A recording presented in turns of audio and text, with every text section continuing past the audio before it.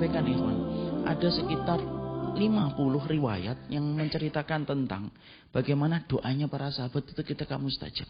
Rata-rata mustahil terjadi.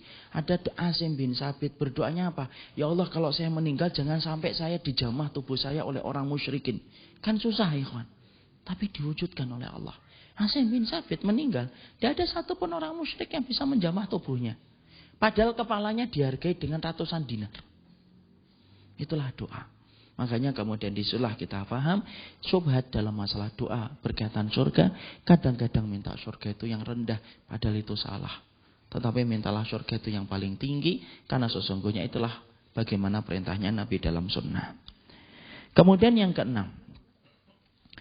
Yang keenam itu maksud dari sebuah hadis. Ada sebuah hadis yang kemudian diterangkan bahwasanya Rasulullah SAW mengatakan la yanzuwa ahadum minkum bi amalihi. Qalu wa iyyaka ya Rasulullah. Qala wa iyyaya illa ayyataghammadiyani Allahu bi rahmatihi wa fadl. Sesungguhnya Rasulullah itu mengatakan, sesungguhnya tidak ada di antara kalian itu yang berhasil dari neraka dimasukkan ke dalam surga itu kemudian dengan amalnya. Artinya tidak ada yang masuk surga karena amal. Kemudian qalu, para sahabat bertanya, apakah engkau juga dimasukkan surga bukan karena amal ya Rasulullah? Iya, aku ini dimasukkan surga itu bukan karena amal, tetapi aku dimasukkan ke surga itu karena rahmatnya. Artinya apa sih masuk surga karena rahmat? Penting harus kita pahami sesuai dengan panduan yang dijelaskan para ahlul ilmi. Antum tahu ikhwan, hadis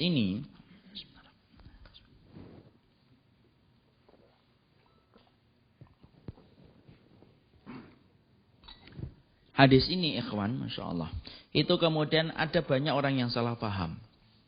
Bahkan kemudian sampai ada orang yang mengatakan ini jaminan bahwasanya Nabi Muhammad itu tidak dijamin masuk surga. Masya Allah, fatal itu. Itu fatal, dan ucapan itu harus disertai dengan taubat ketika mengakui kesalahannya. Karena Nabi sudah dijamin masuk surga. Tapi memahami hadis ini tuh gimana Ustaz? Bahwasanya orang itu dimasukkan surga itu bukan amalnya. Gini loh ikhwan, sesungguhnya satu jengkal tanah di surga itu harganya mahal betul. Makanya Nabi sampai mengatakan dalam riwayat yang lainnya, ala inna silatallahi ghaliyah, ala inna silatallahi al jannah.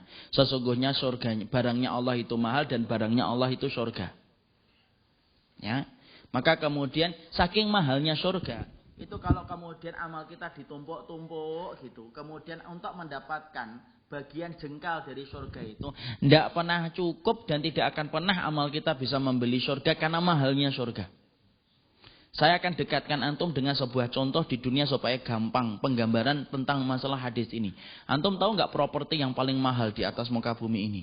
Properti yang paling mahal itu bukan di Hollywood dan Bollywood. Tapi properti yang paling mahal di atas muka bumi ini tuh mana? Di sekitar Masjidil Haram. Per meternya itu bisa sampai beberapa miliar ikhwan. Dan sampai puluhan miliar. 1 meternya saja di sekitar Masjidil Haram itu. Tanah yang paling mahal itu kemudian di sekitar Masjidil Haram. Abadi itu kemudian tempat itu akan ramai dan tidak akan pernah sepi. Selama-lamanya nanti sampai hari kiamat. Masya Allah. Maka tanahnya itu mahalnya luar biasa. Kalau antum bisa bayangkan, misalnya kemudian 1 meternya 5 miliar, antum bisa bayangkan itu. Mungkin kita seumur hidup saja belum tentu bisa membeli 1 meter. Membeli 1 meter aja mungkin tidak mampu. Itu baru tanah di dunia di pinggiran Masjidil Haram. Antum bisa bayangkan kalau di pinggir Masjidil Haram saja semahal itu. Dan bahkan kita kerja seumur hidup belum tentu bisa membeli 1 meter. Loh, apakah kita bayangkan bahwasanya jengkal tanah di surga itu jadi murah? Yunda. Makanya kemudian harga dari surga itu harganya mahal. Yang bisa menyebabkan kita masuk surga itu bukan karena amal. Tapi amal antum yang mendapatkan rahmat. Rahmat itu yang menyebabkan kita dimasukkan ke surga. Makanya ada satu riwayat kan yang kemudian diterangkan, ada orang itu dimasukkan oleh Allah ke dalam surga karena rahmatnya. Orang itu berkata, saya masuk surga karena amalku ya Allah. Enggak, kamu masuk surga itu karena rahmatku. Orang itu kemudian akhirnya dihitung kembali amalnya. Dia orang solih, ibadahnya luar biasa, tekun. Orang yang betul-betul ahli ibadah, zuhud, warok dia.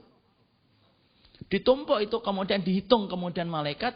Kemudian setelah dikumpulkan semua tumpukan ibadahnya yang begitu berlimpah dan mempesona itu. Kemudian Allah memberikan perintah. Semua ibadahnya itu untuk ganti kenikmatan dunia dulu. Sebelum mendapatkan kenikmatan surga.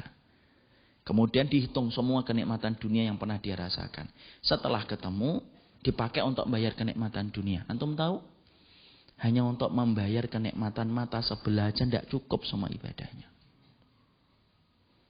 Malaikat berkata, semua ibadahmu, bayar kenikmatan matamu sebelah tok tidak cukup. Belum mata yang sebelah, belum udara, belum jantung, belum empedu, belum kemampuan kencing, BAB, air, buah, semua makanan dan semua yang kamu rasakan. Tidak cukup. Hanya untuk bayar mata sebelah saja tidak cukup. Orang itu akhirnya berkata, saya masuk surga itu karena rahmatmu ya Allah. Nah disitulah kita paham. Kenapa kemudian kita beramal itu supaya mendapatkan rahmat. Bukan berarti hadis ini memberikan kepada kita berarti amal itu tidak penting Ustaz. Tidak lah. Habis ini kemudian tidak mau sholat syuruk gitu. Kenapa nggak syuruk? Loh masuk surga itu karena rahmat bukan karena amal. Bukan gitu. Tapi kita beramal dan beramal supaya amal itu mendapatkan rahmat. Kenapa antum ngaji, subuh-subuh datang, kemudian 3:30 antum sudah pergi dari rumah? Karena menjemput rahmat. Kenapa kita sedekah? Menjemput rahmat. Karena apabila ibadah kita lebih banyak daripada keburukan kita, itu sebab Allah memberikan rahmat dalam kehidupan. Itu loh maksudnya. Kenapa Allah itu, kenapa Rasul itu mengatakan masuk surga itu karena rahmat dan bukan karena amal.